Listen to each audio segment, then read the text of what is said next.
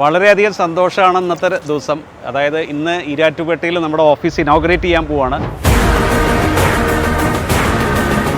പഴരി golden ഡയമണ്ട്സിൻ്റെ പല ഭാഗങ്ങളിലായിട്ട് നമ്മുടെ branches വന്നുകൊണ്ടിരിക്കുന്നതാണ്.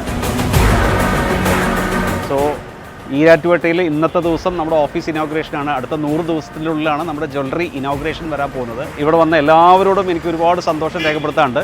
കൂടെ ഉണ്ടാവണം.